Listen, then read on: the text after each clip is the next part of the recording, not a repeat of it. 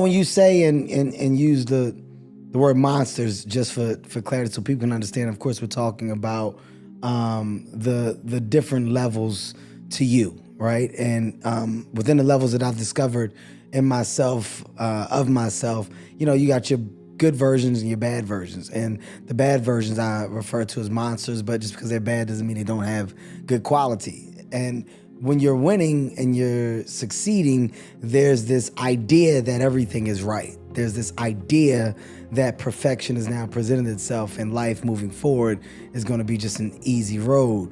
And it's not until you're in that position where you expect perfection and you think that you start to see the true problems and flaws really present themselves.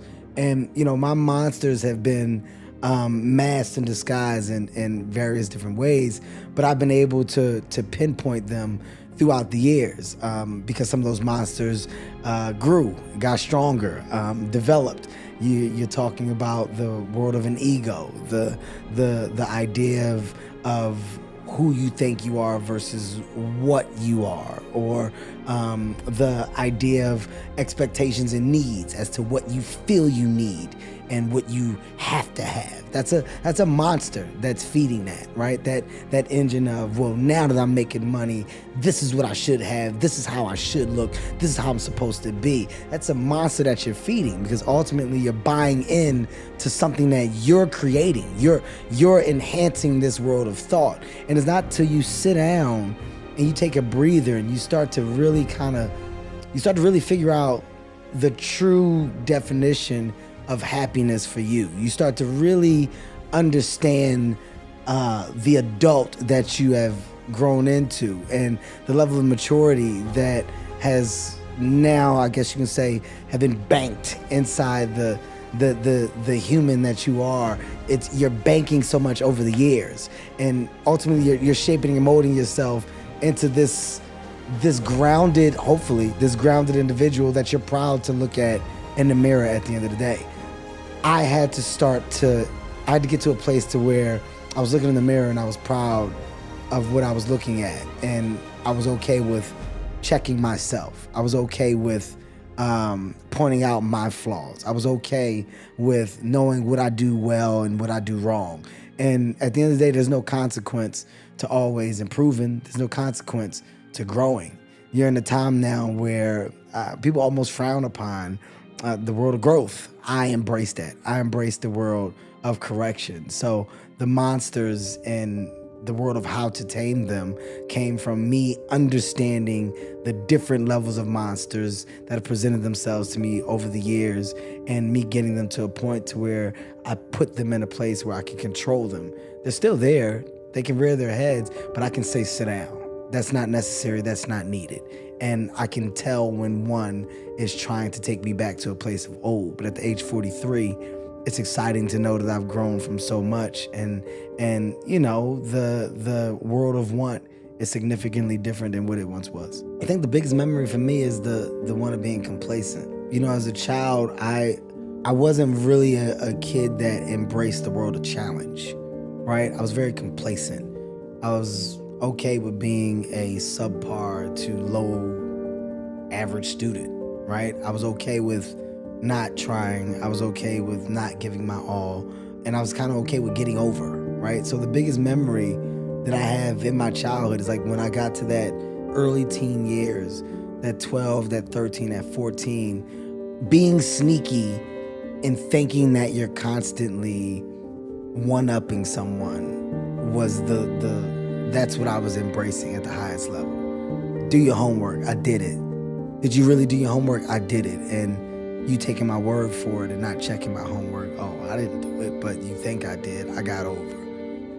Ultimately, you're slowly cheating yourself over the course of years, and it's not until you get a reality check as to why that work was necessary that you realize you're just not doing what you're supposed to do with your life, right? You're not giving your all. I had a lot of different examples of that. I truly had a mom that made sure that I had, and I didn't take advantage or embrace the real work that she put in until I got to an older age of true understanding. But to be honest, I really threw a lot of those things to the side. The extracurricular activities, the swim teams, the football teams, the basketball teams, the track and field, the baseball, all of these things as a kid, you don't understand your parents are doing to try to provide you with a world of opportunity. They're trying to keep you occupied. They're trying to embrace this idea of hard work, effort,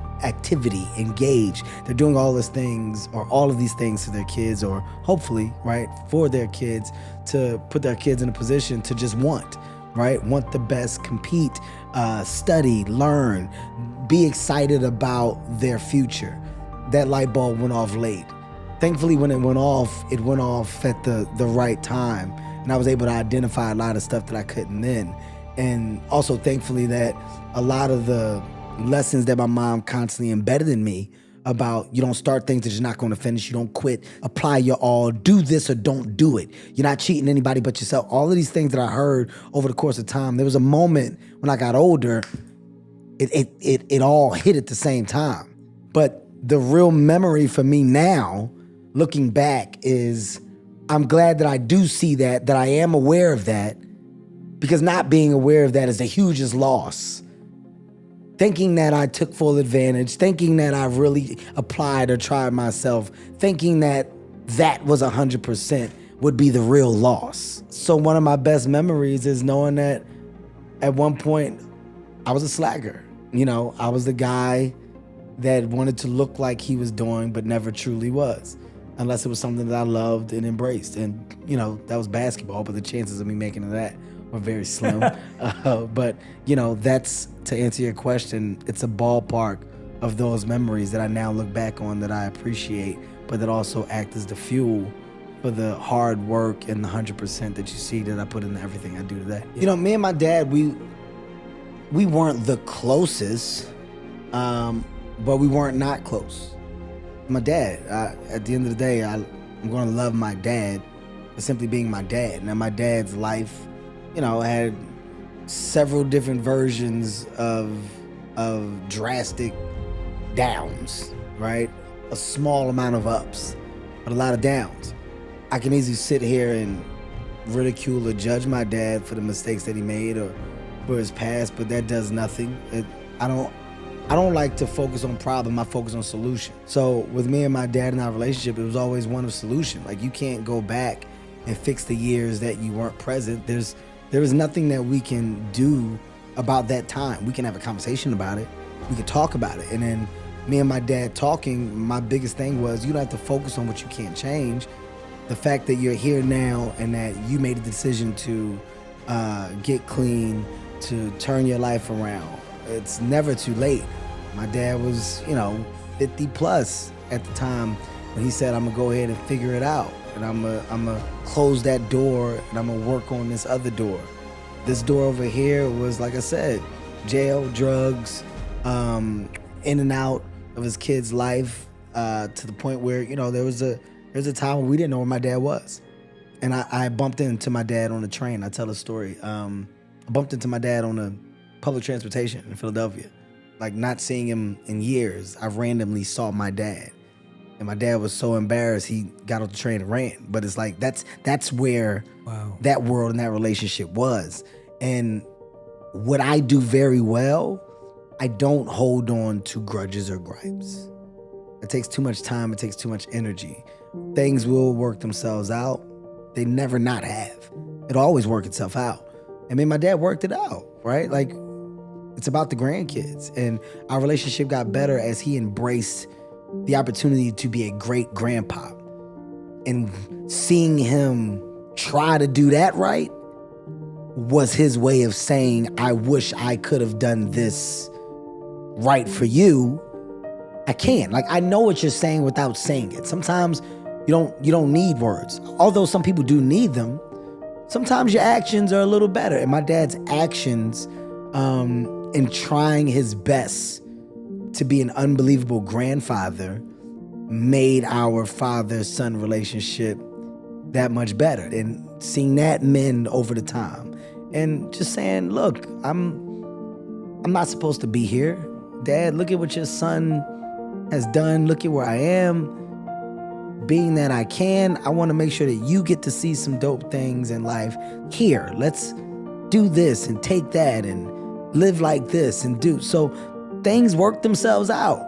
His reward for giving his energy to something positive and life-changing was his son becoming successful and his son saying, Dad, It's not expected. That wasn't the plan. You got a great piece of light at the end of that dark tunnel that you didn't expect, that I didn't expect, because I didn't expect to be here.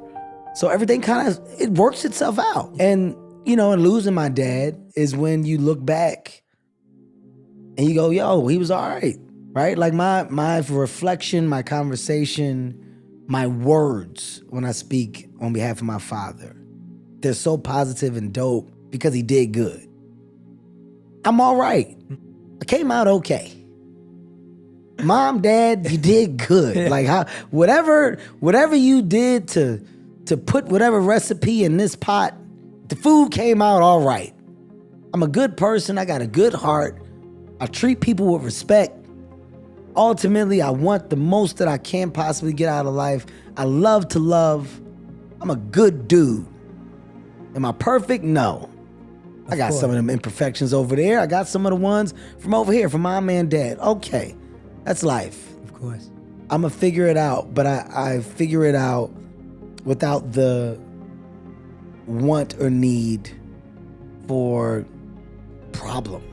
It's not about us, right? Like, me and my ex-wife got to a point of realization, after having a significant amount of ups and downs, after our divorce, we got to a point where you realize it's not about us. Like, we did it. We had our opportunity and we're now adults. How we choose to live as adults, well, that's a choice that we make, but we're trying to make the best choices so that they have a better life. So it's about them. When I see somebody making the efforts to make life for them better, well, then we're on the same page. It's not about us at this point. It's not about us as a generation at this point. It's about us trying our best to do things, to create change, to move ground, shift the gears so that they have a much better opportunity than what we did. That's the world of the baton being passed correctly. And if you understand that and you have that mindset, you approach your day-to-day differently. And I do have that mindset, and it's one thing that I'm very thankful for. And through the things that should be problems or were supposed to be problems, I've never held on to them long enough. And by the way, just bringing it back full circle, that's a monster. That grudge monster, that's a monster. I'm gonna get you back. Wait, you just watch. I'm gonna hold on to that and I'm gonna prove to you, or I'm gonna show you, or I'm not talking to nobody over here. That's a monster. So you can fuel that monster, or that monster doesn't have to have an existence in me. The world of communication and great dialogue. And having this conversation, I can point to so many examples of how it's so hard to see the good if you're only seeing the bad. Like, there's so many people that struggle with what their version of success is because they're looking at someone else's. There's so many people that struggle with their world of relationship because they're judging theirs based off of someone else's, right? And when you're constantly in the space of not realizing or noticing your world, your reality, because you're living in what appears to be someone else's, well, your shit is never gonna be right. It's never gonna be right? Yeah, like if I'm looking at everybody's relationship with their father and I'm going, I want that. Well, I'm not embracing the world of good that came from my dad. I could have went down the road that my dad did. I could have easily been wrapped into the same world of, drugs, gangs, violence, stick-up boys, right? Like the embracing the hood at the highest level. Not that I don't, because I do. That's where I'm from. But I could have embraced it at a much higher level and followed in the footsteps of my father, because that's what he did. But I was able to realize the mistakes he made. I was able to go, well, I don't want to go down that street because I see the consequences of it. That's a choice that I made, right? Some don't make that choice. By the way, no disrespect to those that haven't. It's to each his own. You do what you want based off of who you've seen or what you want to be true to. Live your life. Ultimately, we get one. Live it for you. Live it to the best space and place that you feel you can win at. That's my motto. I'm not here to tell you right for wrong. I'm saying I identify things differently and I make decisions based off of examples that I can look at as not bad, but ones that if I didn't have, I could have made that mistake. So without a lesson that was intentional, my dad's giving me lessons, right? It's not intentional. My dad never said I went to jail, so you didn't have to. Hearing how you talk about it, hearing how many times you went. Well, I don't want to go there. Seeing what drugs did to you and you talking and telling the stories, what you lost, what you had, what you don't. Well, I don't want to do that. Okay, you know what? I'm going to embrace my father.